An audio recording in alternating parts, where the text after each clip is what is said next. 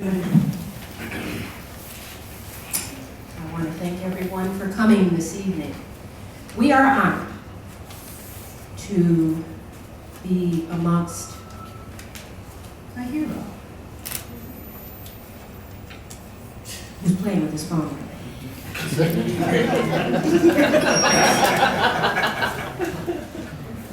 He's got a better phone than I do, too.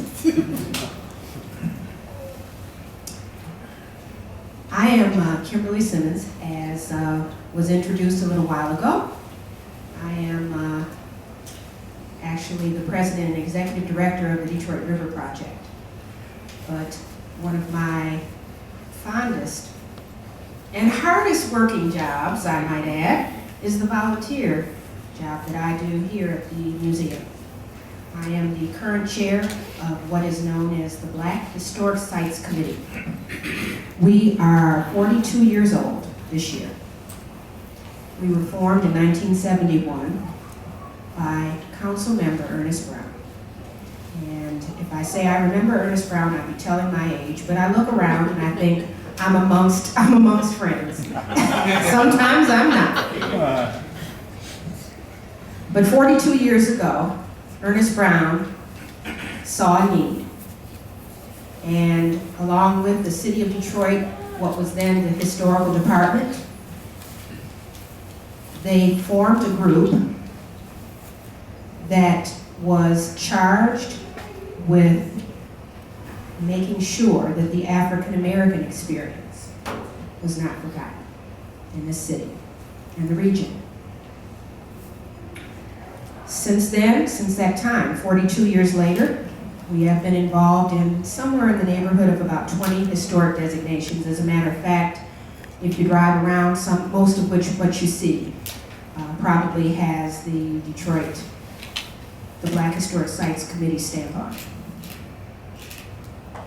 The committee was started, it was very diverse.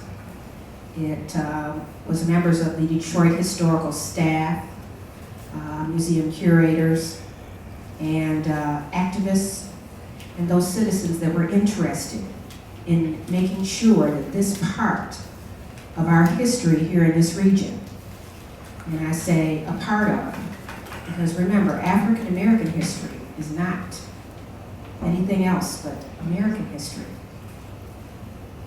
But it is actually the charge of the Black Historic Sites Committee is to make sure that piece of our history is not forgotten.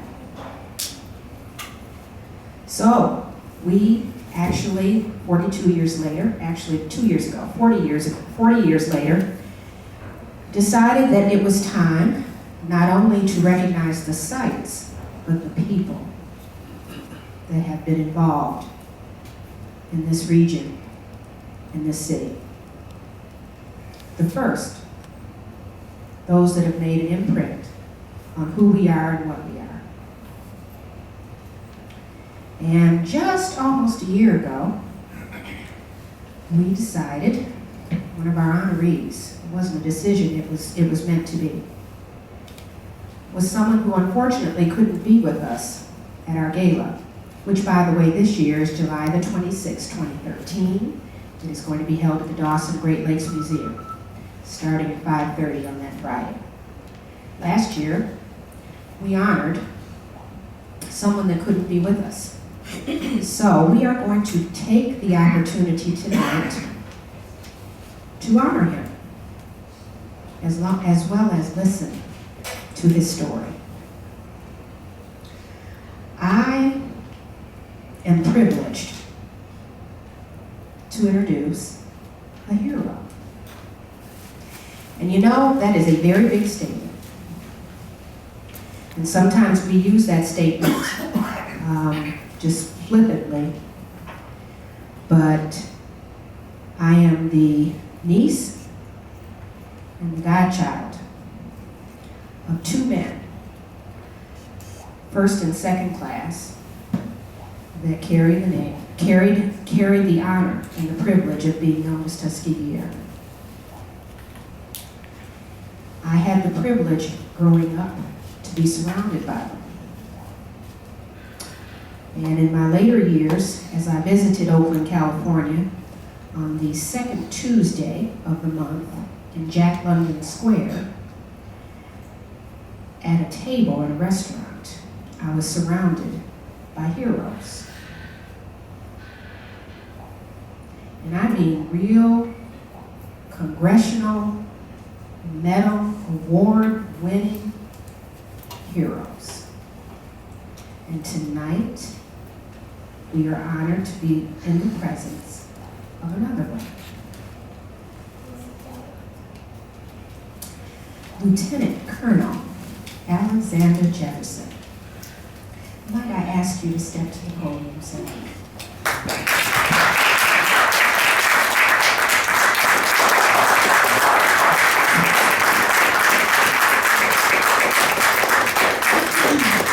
Now I'm going to read this as if this was that day.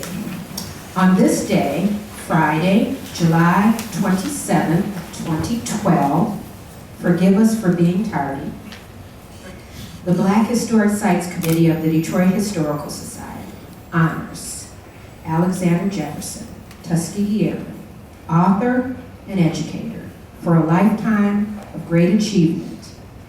And might I say, it says author, educator, but it doesn't say hero. So I repeat to you, I offer this small token from the Black Historic Sites Committee. Our recognition of a hero.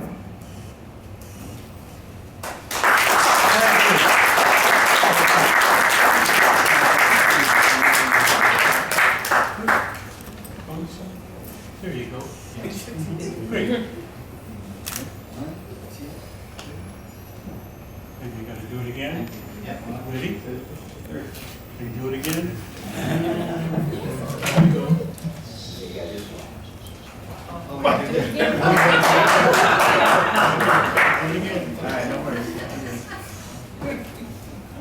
Ready?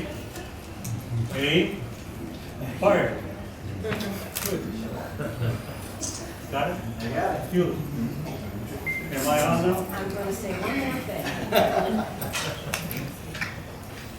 You know, I used to be, when I would visit, 5 o'clock in the morning, and you'd hear the colonel saying, trust me when I say, they are always the colonel.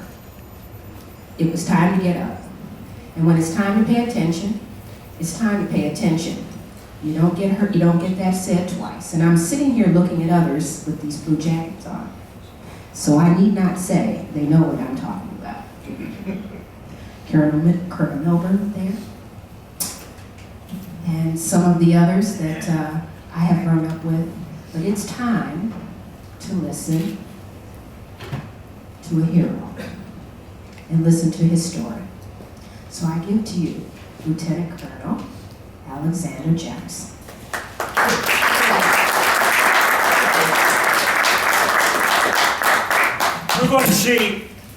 We're going to see a 9-minute video. It was done in 1943. Notice who was the narrator. Let us start.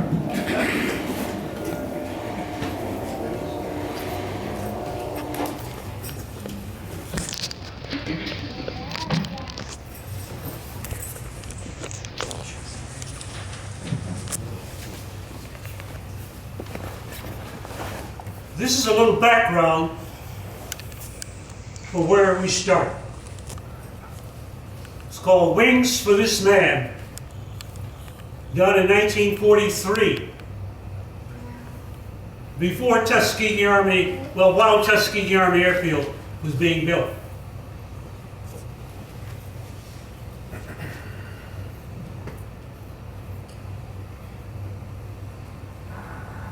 Here it goes.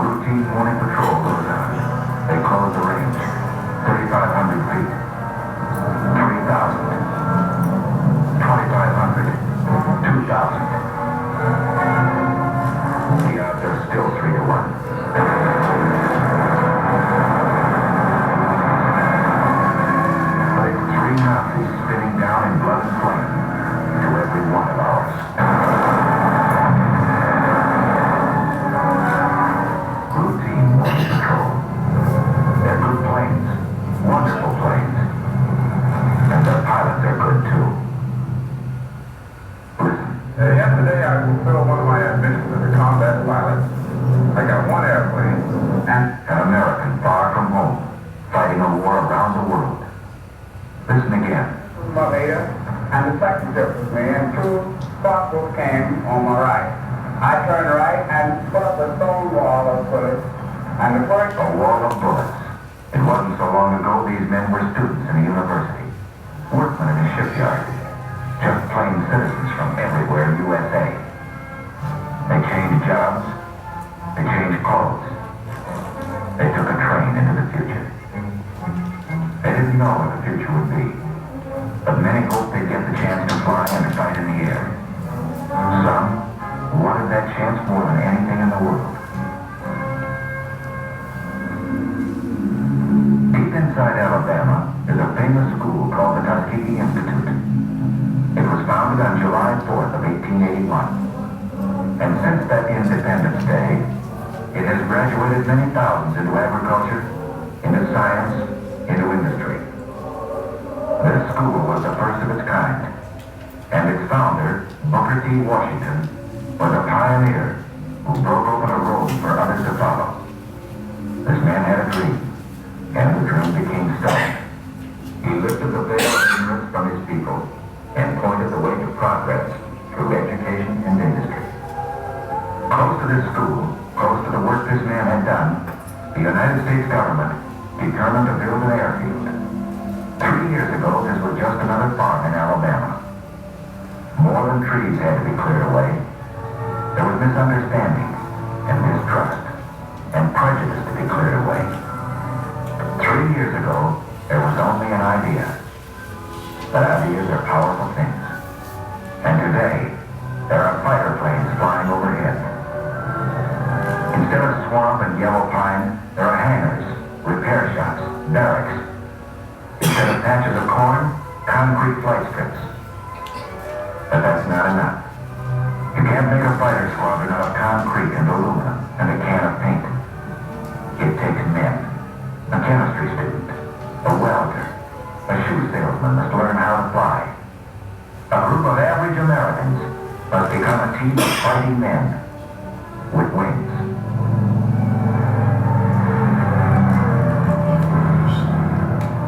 There's a new world up here. A man has to learn his way around. It takes many weeks of learning to make a fighter pilot. And a lot of that learning is done in a hard wooden chair. Because a fighter pilot is a combination of a mathematician and an athlete, a scientist and a sharpshooter. He's got to know what goes on inside his plane. The heart of his fighter is steel and copper. Its bloodstream is gas and oil. But its brain is the man who flies it. He begins in a safe, slow plane, 2 wings instead of 1. But he flies many hours inside a closed room. In the morning, he may be flying a prescribed course over a sheet of paper.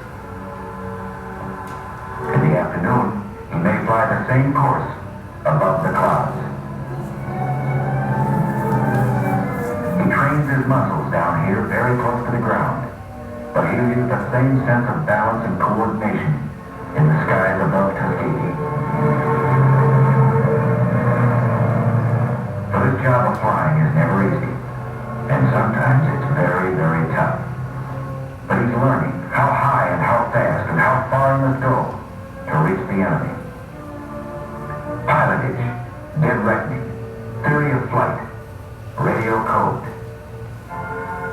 Yes, he's getting muscles in his mind. He's getting hard, keen, quick. He's coming into the clear. Here above the warm, familiar hills of Alabama, these Americans are running to fly in those tight combat formations they'll use someday to hunt down the German and Jap above his own cities. In addition to fighter groups, a year ago this field began to train men for medium bombers. That too was a pioneer step. But one thing it proved. You can't judge a man here by the color of his eyes or the shape of his nose. On the flight strip, you judge a man by the way he flies. Here's the answer to Adolf and Hirohito.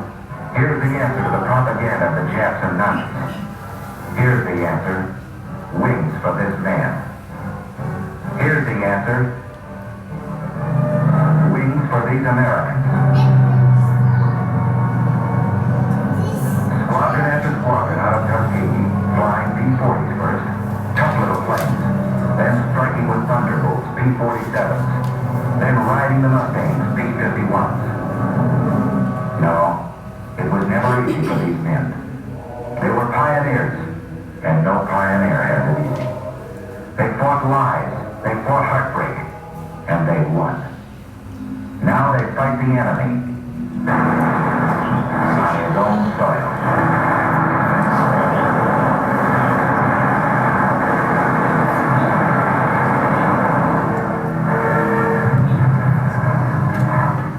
They fought the enemy not without loss. Out of the first class to graduate almost 3 years ago, only a handful are left alive, so that liberty might not perish from the earth. 3 years have passed since the founding of Tuskegee Airfield. 750 pilots have been trained. 50% of them have been in combat. And this is only a beginning. Listen to Major General Butler at the celebration of his 3rd anniversary. Here, for the first time, Negro aviation cadets were being groomed to fly warplanes of a unit which was then a unit in Fort Holmes, the 99th Pursuit Squadron. These men were pioneers of a venture so new that you who stand here before me now, after 3 years, may still be considered forerunners in the movement which has given you a place in the fighting men of the sky. Under the feet of these men, a new road is being beaten out. Broad enough now for thousands and 10,000s. A good road for our country. These men remember that. Marching or flying. They remember backing them up. Their families, their friends, who expect so much of them. And backing them up, the men and women of every creed and speech and color who made these planes. And backing them up, the most powerful force in the world, the strength of the American people.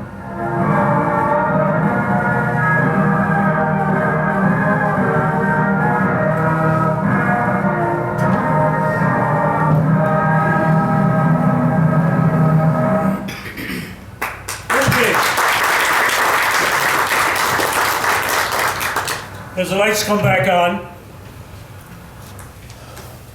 By the way, that was part, oh, but who was the narrator? Okay. He didn't see that until after he was president, and we showed it to him, because at the time, he was an actor, and he read it into a microphone, and they dubbed it. Notice that it didn't mention Mrs. Roosevelt. Well, first of all, before I start, how many saw the movie Red Tails? Nothing in that movie is true. Nothing is true. Let me explain it this way. You know, we had sheriffs. Who's that sheriff on TV? Girlfriend named Kitty. Matt Dillon. Matt Dillon. Every week, you had to have a new story. So they made it up. Somebody wrote a story. You know it ain't true, but it's good TV. Somebody had to write a story about the Red Tails.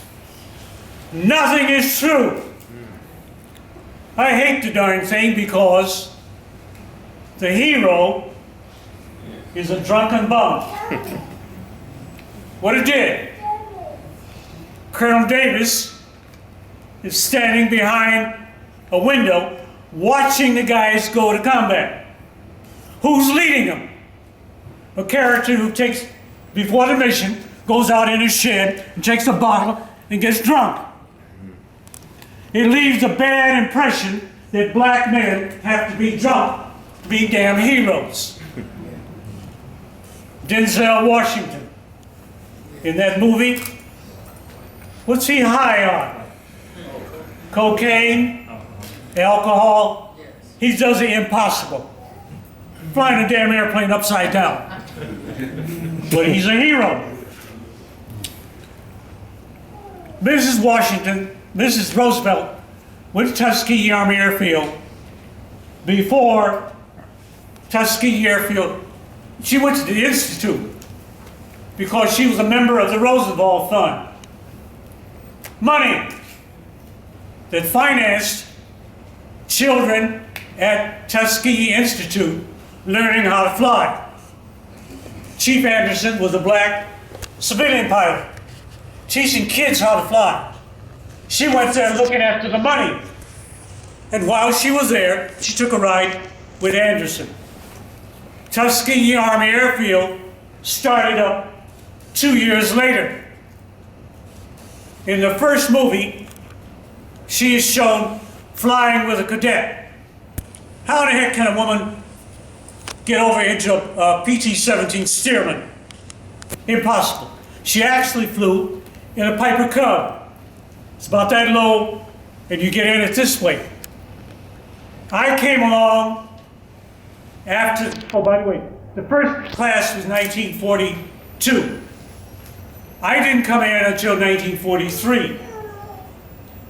I had to be a college graduate. If you're white, you could be a high school dropout. Chuck Yeager, darn good pilot, don't get me wrong. High school dropout. He got his GED after he got out. We had to be college graduates. We had to be super. I graduated in 42 from Clark College. And somebody said, why do you want to fly? 1942, I was going to be drafted. If I were drafted, I'd go to the quartermaster. Heavy, nasty, filthy, dirty work. $21 a month. If you were, oh, by the way, remember now, cigarettes were 5 cents a pack. Bread was 5 cents a loaf. If you went to the cadets, to be a cadet, you made $75 a month. With your own room. When you ate at a table with a tablecloth. And after 9 months, learning how to fly an airplane, exciting? Heck yeah. 9 months later, little gold bar in your collar, $150 a month. Which would you take? No sweat. I wanted to be a pilot. Hell yes. You know, with the gold bar and a set of wings and all the pretty girls. Hell yeah. I came out in January 44. First class came out in March 42. I came out January 44. The last class, March 46. So relatively, I came out in the middle of the program. Altogether, 990 men got their wings. 992 or something like that. 450 went overseas flying combat. The other half were B-25 pilots. We had a B-25 group flying B-25s at Godman Field, Kentucky. They never got overseas. In order for them to go overseas, they had to be accepted by a wing. The wing never accepted a black group, the only black B-25 group. So they trained, and when we came back from overseas, they put us in P-47s, single-engine P-47s. Combined with the B-25s, we were slated to go to Japan. Thank God, they dropped the atomic bomb. And I hear somebody say, oh my God, they dropped the atomic bomb and they killed all those people. I said, damn right. Hell yes. Why? The Army had ordered 450,000 body bags. Who are they going to use them for? American. Then, not the Japanese. Anticipated dead Americans invading Japan. I came out January 44. Stayed a month at Tuskegee flying the P-40s.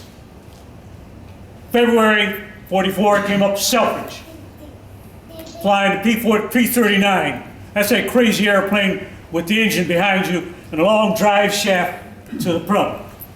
Straight and level, beautiful. Don't try to turn it. darn thing would stall and flip over on you. We caught hell. We wanted to go to the officers club. About 40 black officers on post. Colonel Selway said, hell no. Period. NAACP audit, Urban League, raised all kinds of hell. One day, I'm out over Lake Huron flying gunnery, and the radio says, hey, by the way, don't worry about him. I'm a school teacher, hell. Radio says all officers report to the post theater on a double. We wheeled around, landed, go to post theater, and at that time, about 40 black officers on post, and about 120 whites. We're all milling around. What's going on? I don't know. Somebody hollered, "Get up!" We popped two, and down the aisle strolls a 2-star general. We're all second lieutenants. What the hell's going on? At ease. We sat down. He said, he managed for about 4 or 5 minutes, and these are the words I remember. Quote, "Gentlemen, this is my airfield. As long as I'm in command, there'll be no socialization between white and colored officers. Are there any questions? If there are, I will deal with that man personally." They closed, he walked out. They locked the front gates. If you're white, you could leave the base. If you're black, you could not leave the base. We were under arrest. Thursday, Friday, Saturday morning, they backed to the Pullman train at Selfridge. We got on that train with our bags and our mechanics. All the mechanics on the line were black. That darn train left Selfridge and proceeded south, and 3 days later, we backed into Waldoboro, South Carolina. When the train stopped, every 10 feet there's a white soldier with a rifle. What's going on, man? We had a report that a bad bunch of niggers had rioted at Selfridge. Here we are, dress uniform, introduction to racism, segregation, again. German POWs on the base had all the privileges of the base. We could not go to the PX, only certain hours. Other things. I was only there for a week, then put on a train and sent to Patrick Henry, going overseas to fight for my country. I got over to Italy. By that time, the 332nd composed of 4 squadrons. Now let me back up. The first men who left Tuskegee Army Airfield made the 99th Fighter Squadron. 16 airplanes and 25 pilots, and all the mechanics and all the airmen. Morocco, and fought against the Germans, ground support, flying P-40s, close ground support, all the way across North Africa to Italy, to Egypt, up through Sicily and Pantelleria. By that time, 3 other squadrons were formed: the 301st, the 100th, and the 302nd. 25 pilots each squadron, and the mechanics and the whole shebang. By that time, the 99th went over with the 100th, the 301st, and 302nd to form the 332nd Fighter Group. When I got over there, all the 4 squadrons were at Ramatelli, Italy. The 99th had joined them, and they were flying P-51 Mustangs with the red tails. Red tails. In the movie, Fishburne told mechanic, "Oh, you got some extra paint? Paint the whole damn thing red." That's a lie.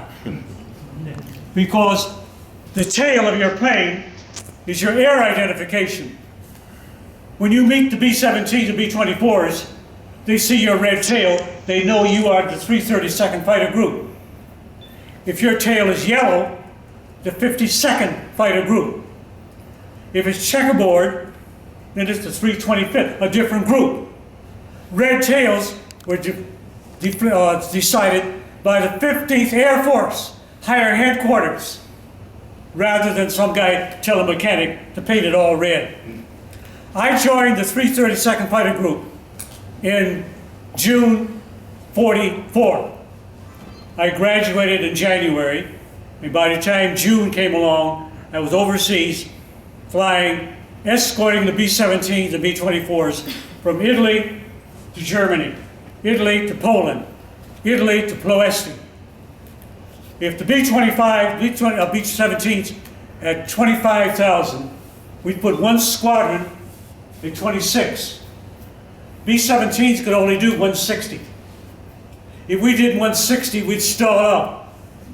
So, to keep from stalling, we did 220. As they go along at 160, all 16 airplanes of the 99th at 26,000. They had 16 airplanes, 4, 8, 12, 16, spread out. And we put the 100th at 27. The 301st at 28. The 302nd at 29. Part of the reason why we have the myth that we never lost a bomber. That's a myth. I was on a research team. We did lose bombers. Darn few. We went to Maxwell Field, and we found records that we lost maybe 25 or 30 during the whole war. The other groups, the 3 other white groups, lost a hell of a lot more. I made 18 long-range missions from Ramitelli, Italy, to Germany. My 19th mission, where I got shot down, strafing. I tried to explain this. We were to destroy radar stations on the coast of southern France, outside the city of Toulon, right on the water.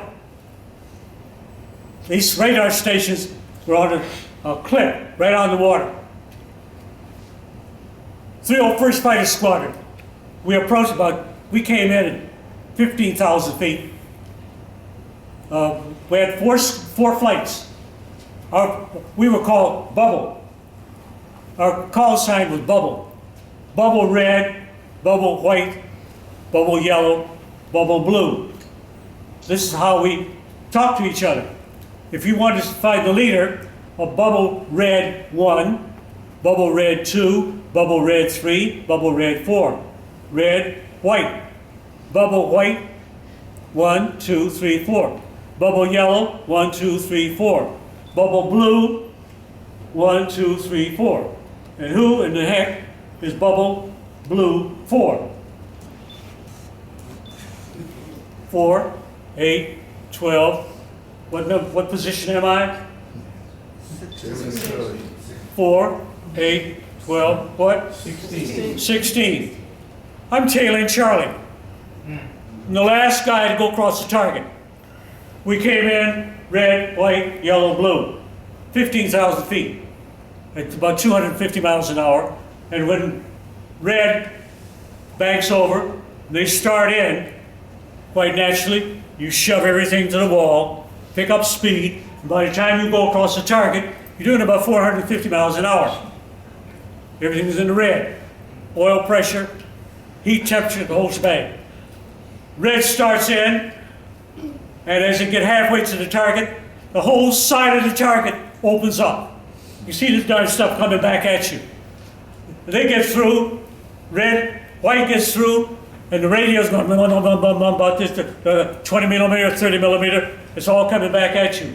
By the time red, white, yellow, blue. And we start in, and I bank over, I get halfway to the target, picking up speed, I look off to the right, and I can see red, 1, 2, 3, 4. I can see number 2, Danny, Bob Daniels. I see he got hit. As I'm halfway to the target, black smoke is coming out, and he's going to the side. I aim up at the target, tall, but radar. Oh, by the way, We didn't know what the hell radar was. It was 1944.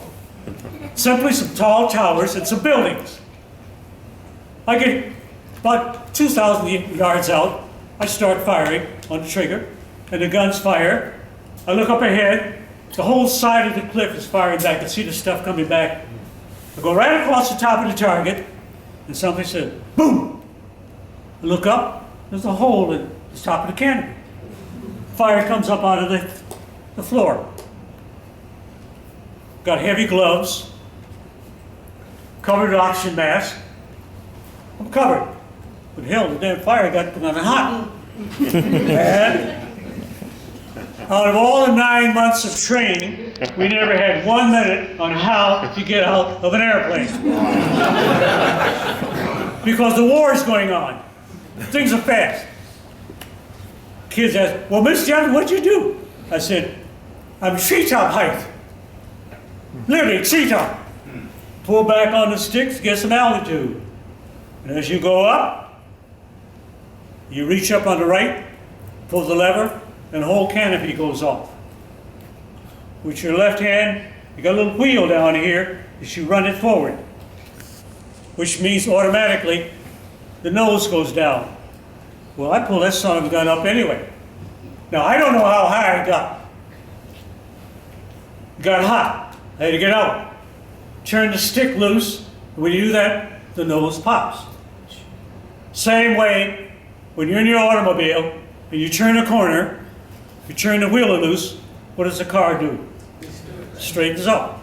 Well, I pull that sucker up here and pull it up anyway, and turn the stick loose, and the nose dropped.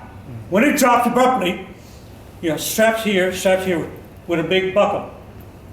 You do that, they all come loose. These straps here, they come loose. Well, when the nose popped, boom, I came out. I remember coming out and watching the tail go by with all that fire. And normally, when you bail out, you go 1, 2, 3, then you pull the D ring. You got a big ring here with a cable. See, I'm sitting on the parachute.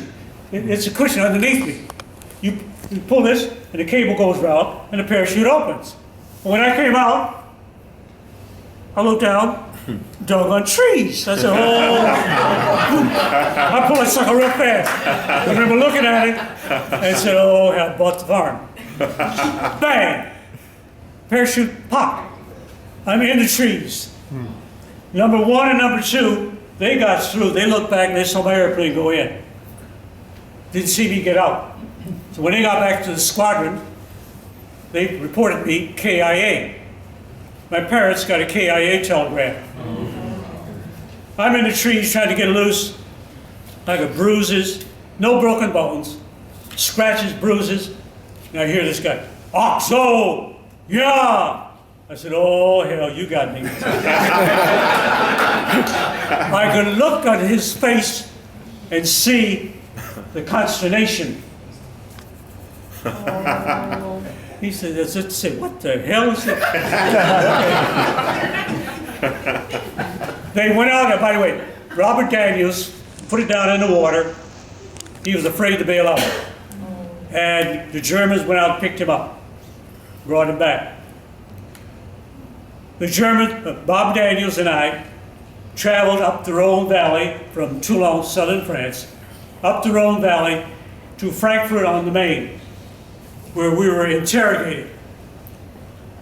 Walked in, there's a lot to... Folks, I'm like a mosquito at a nudist colony. I got so much to cover. I'm skipping around. Frankfurt on the Main. We were interrogated. After we got there, there's another story about that. After meals, walked in. The guy spoke perfect English. Had a big book. I looked over and said, Negroes, 332nd Fighter Group. He opened it, and as he thumbed through it, I saw all these pictures. Every month, when we had a graduating class, you take a picture. I see all these pictures of my former classmates. I knew every one of them. Finally, he got to a page that says, "Lieutenant, isn't that you?" This is my graduation picture. They knew I graduated from Chadsey High School, 1938. Knew I came out of Clark College, had all my marks. Howard University, had all my marks. They even knew how much taxes my dad paid on his house. By the way, I lived on 28th, right off Michigan Avenue. They knew more about me than I knew about myself. I'm 22. I didn't know how much taxes my dad paid on his house. I eventually ended up Stalag Luft 3. Stalag means camp. Luft means air. Luftwaffe. Waffe means army. Luftwaffe, air army. Stalag is camp, controlled by the Luftwaffe. Democratically more lenient than the SS, the Secret Service, or the Wehrmacht, the army. I was at the place where you saw the movie The Great Escape, where the guys went out to the tunnel. I was number 4, black. 10,000 white officers shot down over German-occupied territory. Every time a B-17 went down, 4 officers, pilot, co-pilot, navigator, bombardier. We lost more than 5,000 B-17s in Europe. The cost of the war is horrendous. I was treated as an officer and a gentleman. No beatings, no torture. Hell, the United States and Germany, England and France sat down in 1939 and signed the Geneva Convention, which denotes how you treat POWs. You put the officers in a camp, do not make them work. I set the war up. You put the enlisted men in a camp, you can make them work.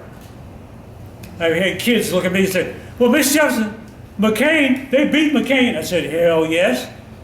Where was he? Far East. Japanese would commit suicide before they surrendered. And if they captured you, they treated you like a dog because you're supposed to kill yourself. Vietnamese, same way.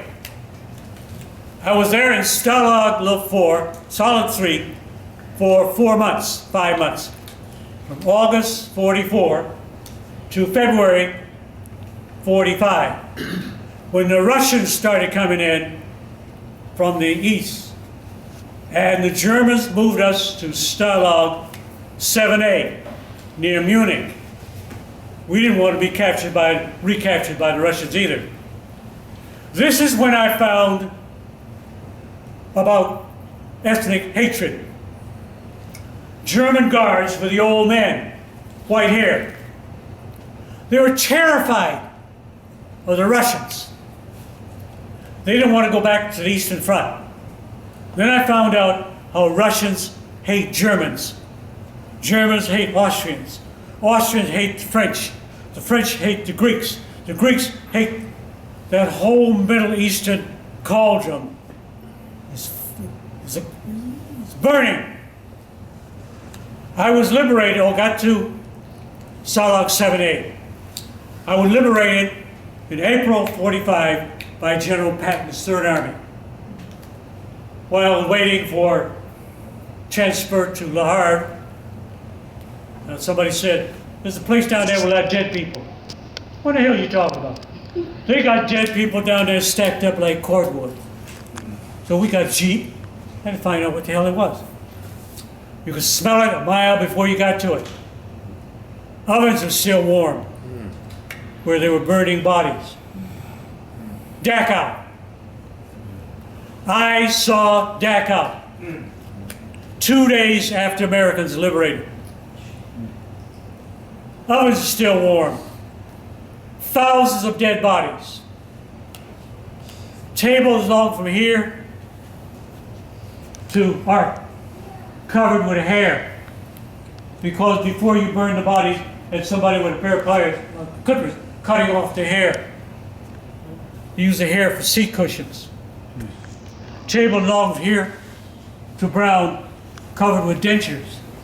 Somebody with a pair of pliers putting out the gold in amalgam. And somebody has to tell me, well, you know, Mr. Jefferson, the Holocaust is a hoax. Then I have to cuss. Same time, I have to tell young black people what's going on in the Congo, what happened in Rwanda, ethnic hatred, what's going on today in Egypt. Why did Iraq fight Iran for 8 years? And they used gas on each other. Ethnic hatred. Iraq was Sunni. Iran is what? Shia. They both hate the Kurds. By the way, if you do not know the difference, you're a dum-dum. Don't sit here fat, dumb, and happy.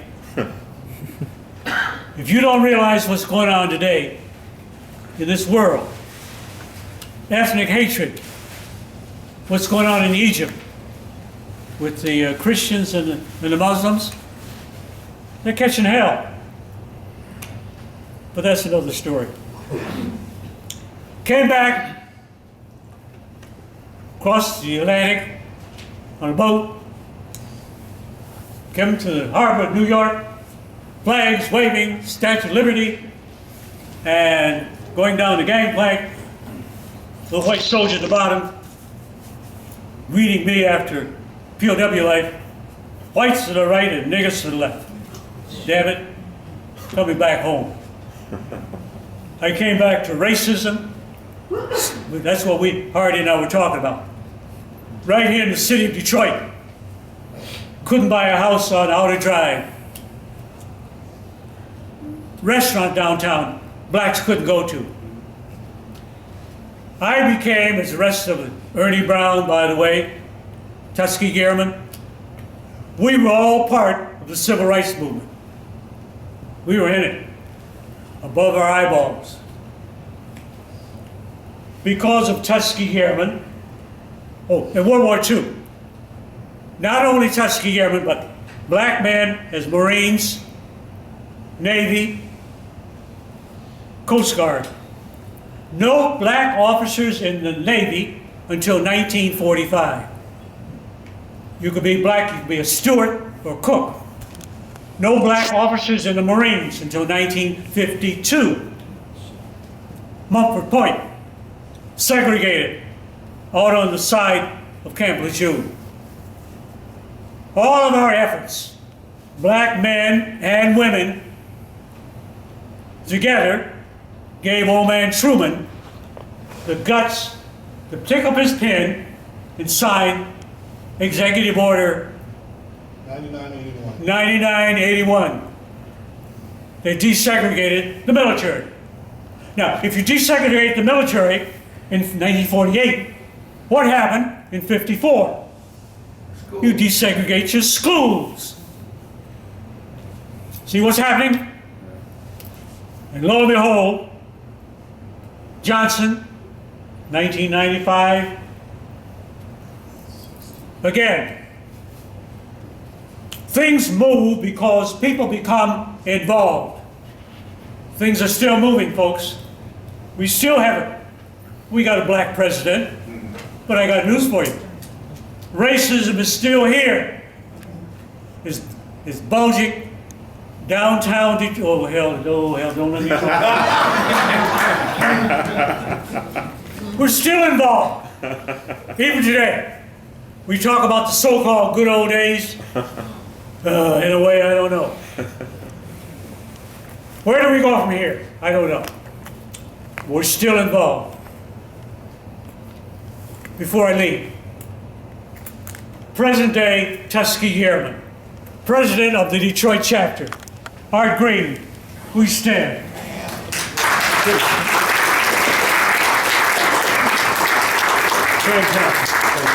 This is why we're still together. The Detroit chapter was the first chapter of Tuskegee Airmen Incorporated. And this man is keeping the tradition going. Good deal. Larry Sargent, Larry Milben, Bert Lowe, last of all, Charlie Bray. Don't mind me, I get... Dennis is back there someplace. Where's Dennis? Oh, Dennis. Dennis Mills. These are guys who are still keeping the tradition going today in the city of Detroit. Give them a hand.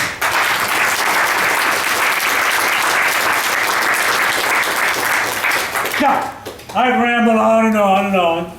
I told you I'm like a mosquito. I had to pick here, pick here, pick. I didn't cover everything. I know I didn't. I'm going to throw it open for Q&A. Questions and answers. I take them through, and so be it. Thank you.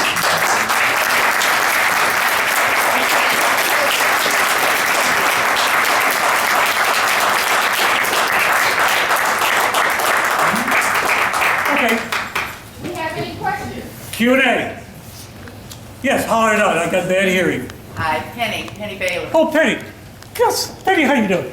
Golly. And today is Kermit, my late husband Kermit's birthday. Yes. April 17th, he was born on 30th Street between Milford and Cobb, and you guys were Tuskegee Airmen together. And he told me the story that I thought was the most shocking thing I'd ever heard. That the officers couldn't get into the officers club, the black officers couldn't get into the officers club, but the German prisoners of war could go into the PX. That's right. I thought that was the most horrifying thing I That's right. could ever hear. But I'm so proud of you, and I love you. Penny. Question? Yeah. Yes, sir. What was the interaction between you and your fellow prisoners of war, the American other prisoners? Good buddies. Enjoyed that. Yeah. I was a POW in my room. There were 9 other guys. Well, very great. I was accepted.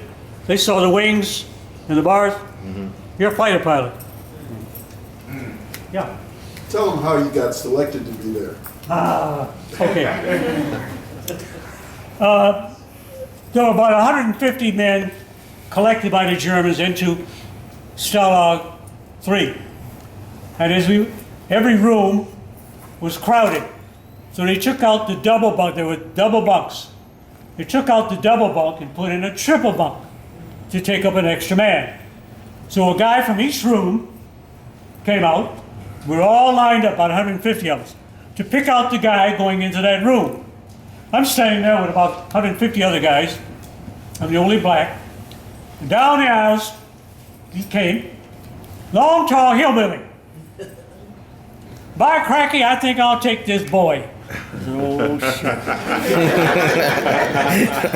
Standing right behind him is a senior American officer, colonel. You can see the little chicken on his collar. And the colonel looks at me and says, "Lieutenant?" "Yes, sir." "You go with him." "Yes, sir." I'm going behind this tall hillbilly. "Come on, boy, follow me." I said, "Oh, here I go again." I get to the room, and the 9 other guys there.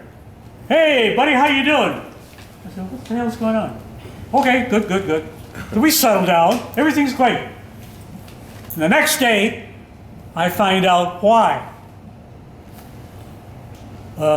Security. They had security, and all the German guards were gone. And the guy pulls the post of the bed. The post was a 4x4. It opens up, and he pulled out passports. The other guy pulls out something, and they start drawing and making passports. Why I was chosen? The Germans had been trying to find this room where they were making the false passports for the guys who were escaping. Why they chose me? They knew who in the hell I was. Okay.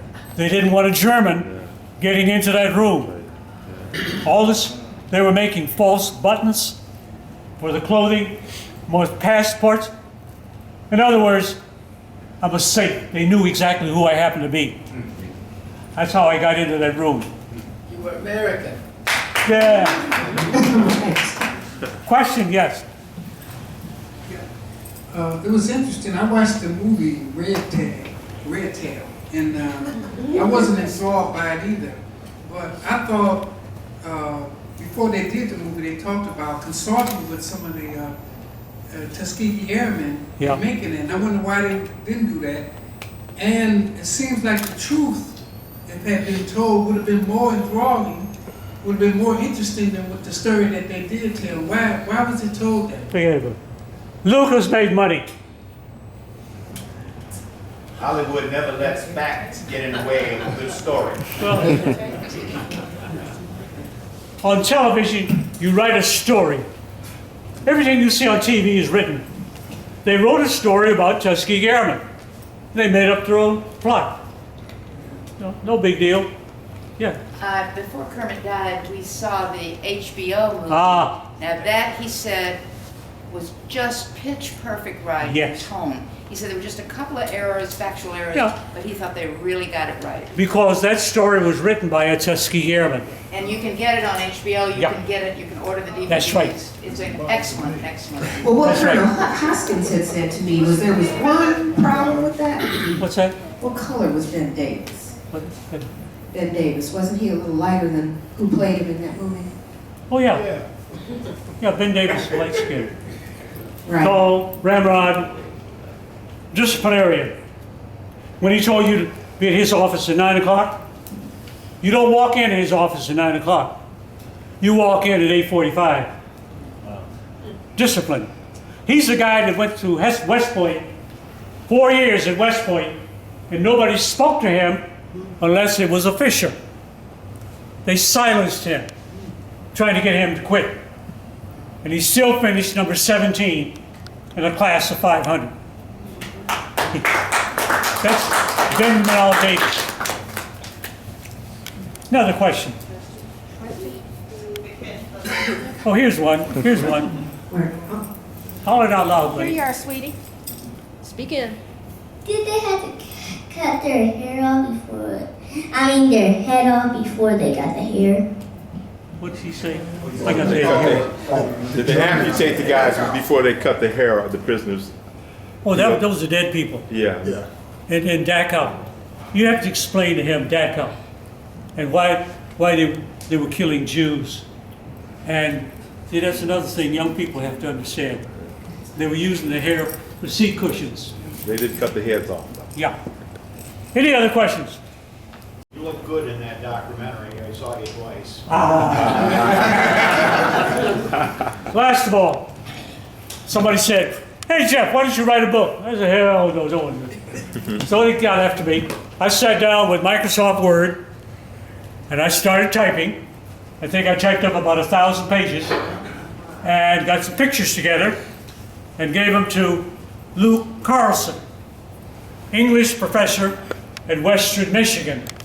And he put it all together in this book and my life story.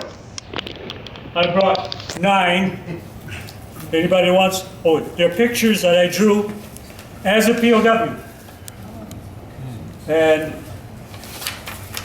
yeah, that's me when just about to go to the target. And that's when I bailed out.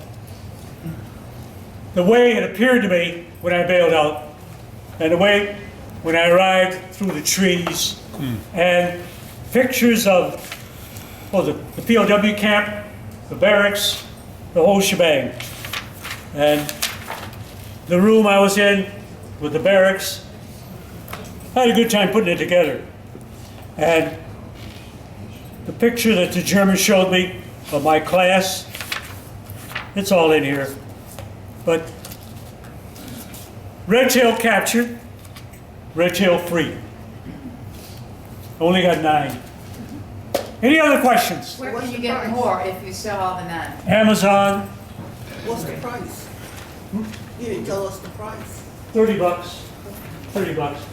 Hi, Alex. Well, I'll be darned. Look who's here. Hey, behind. Yes, sir. How are you? From Clio. From Clio. My God. Hey, behind. I'm doing well, thank you. And you're looking Fantastic. good. And you were so good.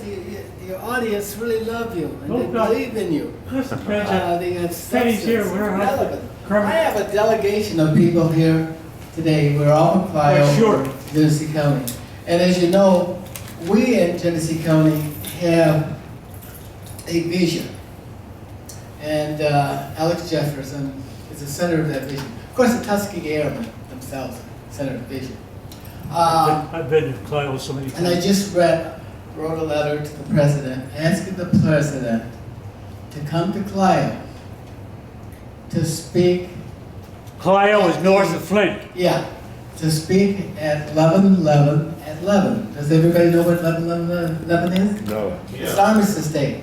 Armistice Day. And to speak on behalf of all veterans in the name of the Tuskegee Airmen. I got a call back Friday. And his staff said that they had received the letter, but they don't name these things this early before the event. But I want you to know that we are all here in support of that vision. There were other people who wanted to come. But we had a long day today. We just left the college at SBSU and didn't get a chance to do all the things we wanted to, but we had to hasten down here. But we want you to know that we were here. We will support you. Great privilege to have you. And we hope to develop 125% size statue of Tuskegee Airmen in Clio as a lasting testimony to the work that these men did on behalf of all Black Americans, all veterans Americans. And secondly, with the endowment fund, I'm almost done, we will provide a scholarship, an annual scholarship for students who best emulate the Tuskegee Airmen. And thirdly, we would provide money for the upkeep of the Veteran Memorial Park and for its addition. And I have here the gentleman. You might know that in Flint we have all of the GM and Chrysler automobile magnet people who helped to develop the automobile industry. And we have the gentleman here, Joe Rundle, who is a sculptor. You might have seen some of that stuff on TV. He's here because he's the person that's going to lead this effort. And I hope that when we get it started, that some of you send some of the money to this effort so that we do develop a lasting testimony for the Tuskegee Airmen in Clio, Michigan. Clio, Michigan is a farming community, but it's just between Frankenmuth and Flint, so it's a great column to have this memorial in the name of the Tuskegee Airmen. Thank you. Thank you. Are there any other questions or? What is the date and location of the Tuskegee dinner this year? What's the what? The date and location of the Tuskegee dinner? Salute. The chapter dinner? The annual salute. The annual salute. That's from the museum.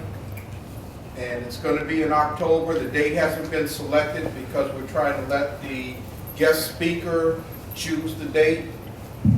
The date hasn't been selected yet.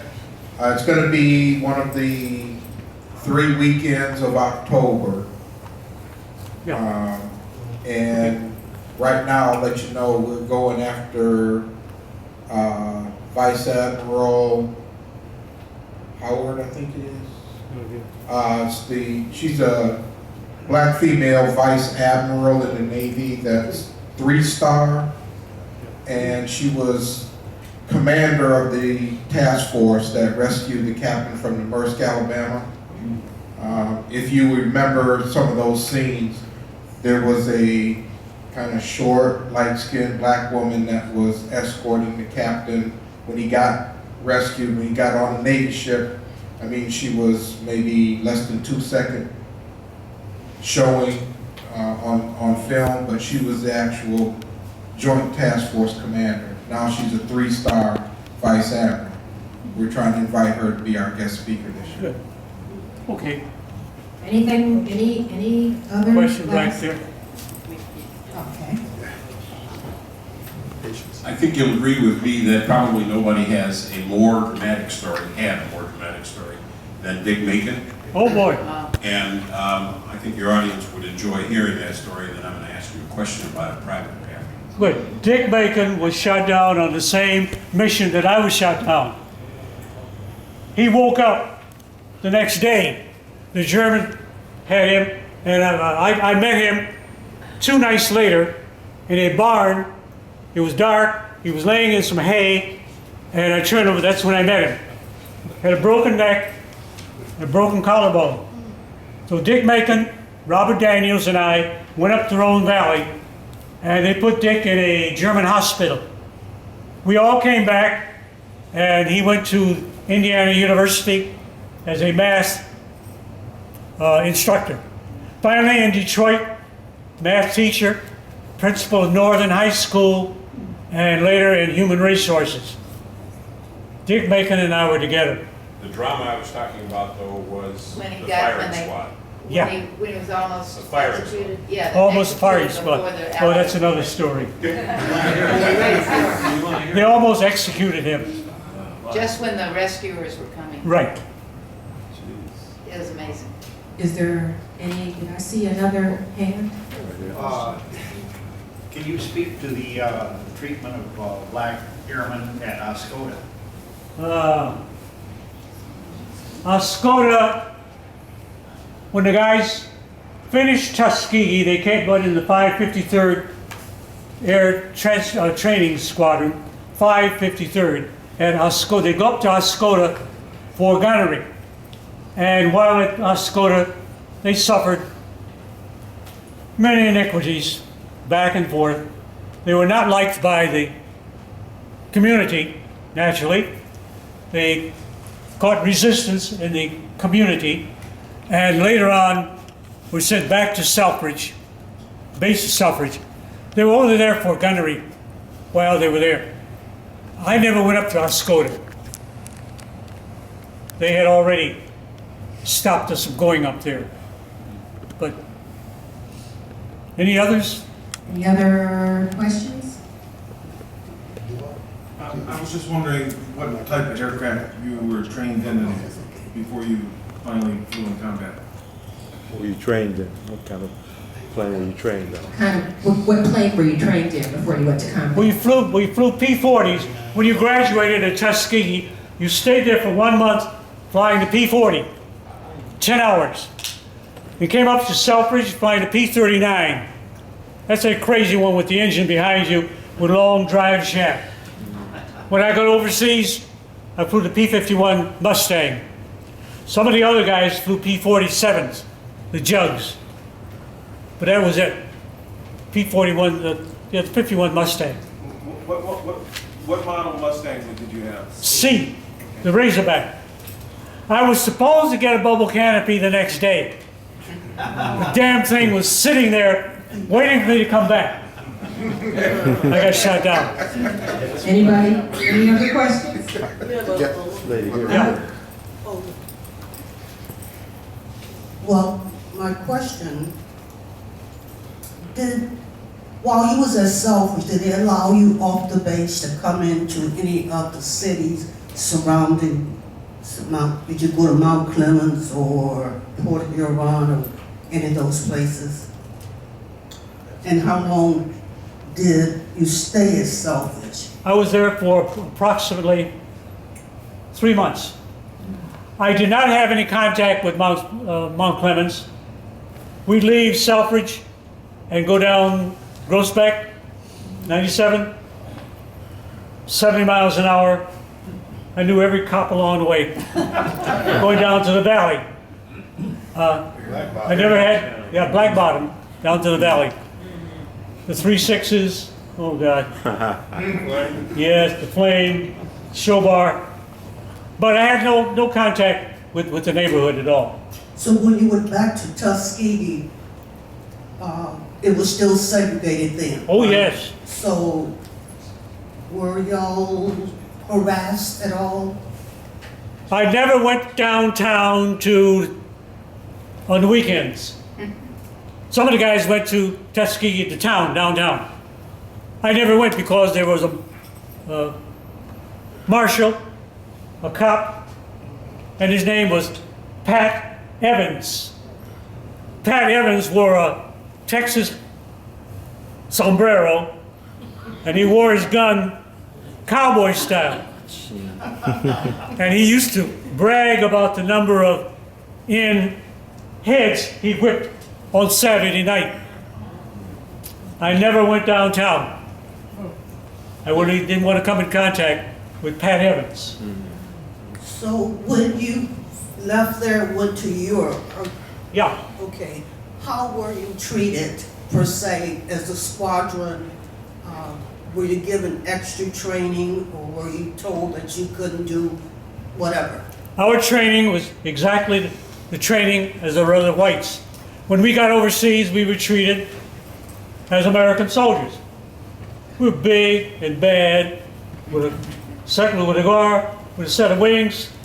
You couldn't tell us anything else. Wherever we went, we were respected. Colonel Mel, what was your airplane's name? Oh, And how did you get that name? Margot was about that tall. She had green eyes, brown hair, and about 110.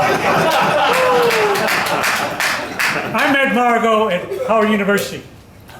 She had my nose wide open. You drive a truck, you man. I put her name on my airplane. And as a POW, I found out Margot sent me a Dear John letter. But I got news for you. Margot was in Washington, D.C. Lillian was in Atlanta. Marguerite was in Chicago. Who was in Detroit? One gal was in Detroit. You know, we had a woman in every city. But it was great. Any other questions? Yeah. Did you have a nickname or a call sign? Did I do what? A nickname or a call A sign. nickname or a call sign? No, I was Bubble Blue 4. Red, white, yellow, blue. 1, 2, 3, 4. Bubble, that was our call sign. The 99th was, God, I can't remember the 99th. Our bubble, we were the 301st. Red, white, yellow, blue. And I'm back here, Bubble Blue 4. We know how Bubble Blue 4, automatically, that's me. Macon was in the 99th. Counter. The 99th was counter, and he was counter red 2 or counter red 3, something like that. We knew by your call sign exactly who you want to talk to. Any other? Yeah, right here. Oh, What was the percentage of Michigan pilots Michigan pilots? in Tuskegee Airmen? I don't know. But looking down, see, I've got a whole list of the pilots. And I'm listening to Kermit and Ralph Mason, me. Approximately 10 to 15 were from Detroit. 15. 15 out of the 900. We came from all over the United States. All over the United States. When it was opened up for blacks. But it was exciting. Sounds it. You know, we had a hell of a good time. I tell everybody. I enjoyed the hell out of it. Even being a POW. Somebody, were you scared? Ironically, I was never afraid until the day Danny and the 2 guards were taking us from Frankfurt to getting on the train and going through this German village. The Hitler Youth saw us and started ranting and raving back and forth arousing the rest of the town. Robert Daniels, Dick Macon, and me, and the 2 German guards. They were lynching blacks in Mississippi then.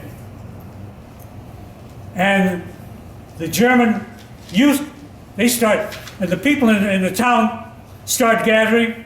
Hell, there were 50 or 75 people. They're ranting and raving, scared the hell out of us. The German guards had to level their rifles to get us back on the train, and the damn train started off. Only time I got scared. Bailing out? Hell, that's no big deal. POW life? No big deal. Eating that German bread? No big deal. Oh, by the way, German bread weighed 9 pounds. Flour was at a premium. So, in order to fill your stomach, what did they put into the flour to make up the dough? Wood. Sawdust. Germany. Food was at a premium. Back in the States, we were fat, dumb, and happy. We had stamps. Sugar was at a premium. Oh my God, couldn't get gasoline. But in Germany, things were different. I only lost 3 pounds. Hell, I only started out at 115. Some of the guys, see, I was only there 9 months. Some of the guys were there 3 years. They went in 1942 in North Africa. They lost 6 or 8 pounds. If it had been for for International Red Cross food parcels, we would have starved. But that's another story. Sir, when did your parents find out that you weren't dead? Because you said they were notified you were killed in action. When did your parents find out you were dead? Oh, a month later. When the International Red Cross was in the camp and sent a message back, and my parents got it. I went down in August, September, October. They found out I was a POW. Meanwhile, they thought I was dead because they got a KIA. Are your children or grandchildren in the military? What's that? Are your children or grandchildren in the military? Nope, only one daughter. She died about 10 years ago. Were you there to receive the gold medal? I see you have it on, so how did it feel?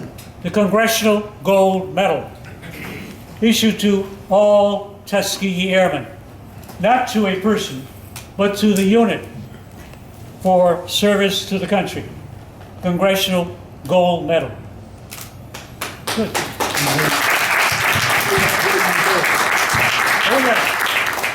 I was there. And you shook whose hand? If you ever see a picture of Bush, the guy in the blue coat was me. You'll see a guy shaking hands, and I have to admit, I had to put my hand over my mouth to keep from asking Bush why we got in a war in Iraq. Iraq was holding Iran. When we went in and got rid of Saddam Hussein, and the whole goddamn thing, the whole thing opened up. You're military, man. That's another story. The blue color, what does that do? Oh, the Detroit chapter in 1972. Oh, by the way, Ernie Brown and Wardell Polk and 4 or 5 other guys got together in 1972. Before 1972, there was no Tuskegee Airmen chapters. They got together in my basement because my wife died. So I didn't have any old lady. They got together in my basement and we started the Detroit chapter of Tuskegee Airmen. First chapter. And Ernie Brown was elected as the first president.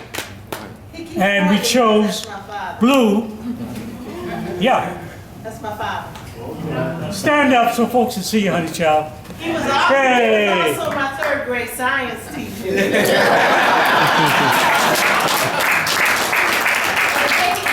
way or the other. Right, and my father was also the founder of the Black Historic Sites Committee. That's right. I'm working my way back here. I retired from Detroit 3 years ago. I taught history for 38 years. See how things come back to you? In a circle, they come back to you. So we decided on blue because Washington, D.C. decided on red. Some other chapter has a different color. But we are the blue coats. Yeah. Whenever you see those blue coats. What was Coleman Alexander? Oh, Coleman Young. Yes. What part did he play? We used to get drunk together. The B-25s at Godman Field, Kentucky, had to have a navigator tell the pilot which way to go. Coleman Young was a navigator in the B-25 outfit.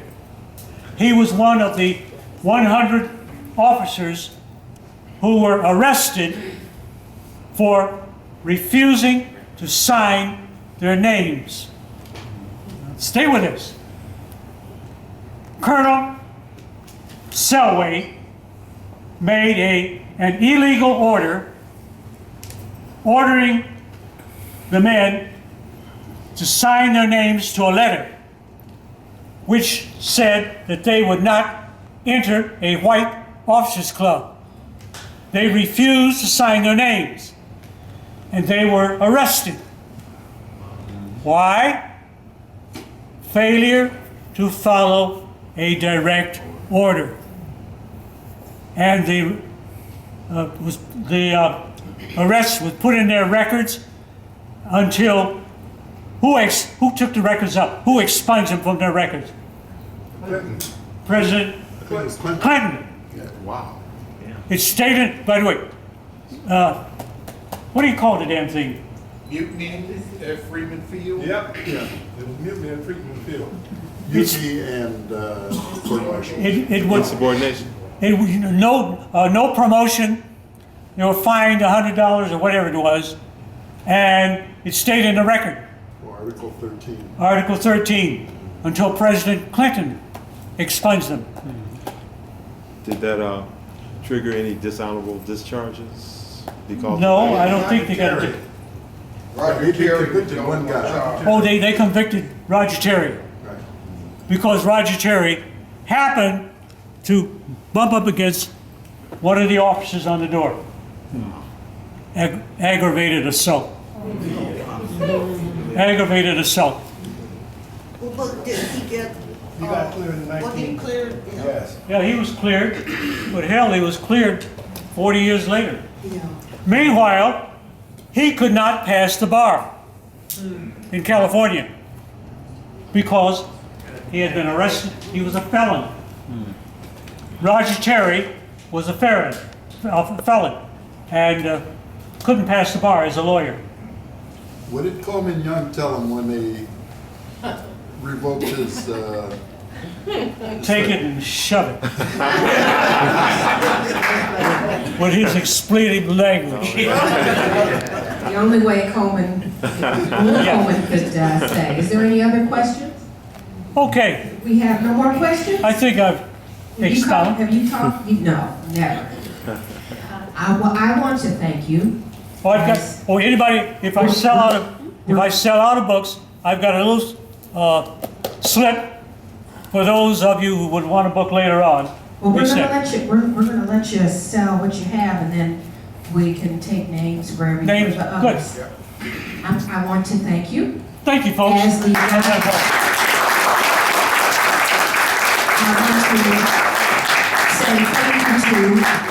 want to say thank you to an American hero and the heroes that are in this room. On behalf of Lieutenant Charles Goldsby, Tuskegee first class, Tuskegee Airman first class, and Lieutenant Colonel Harold Hoskins Sr. second class, both Tuskegee Airmen. As the niece and the godchild, I have heard these stories all my life, and I'm still in awe every day. They are both gone, but we are very fortunate to have still some here with us, and especially this one right here. So we thank you tonight on behalf of the Mount Historic Sites Committee. And don't leave without getting a book or getting a slip, so we can make sure that you read the stories, the true stories.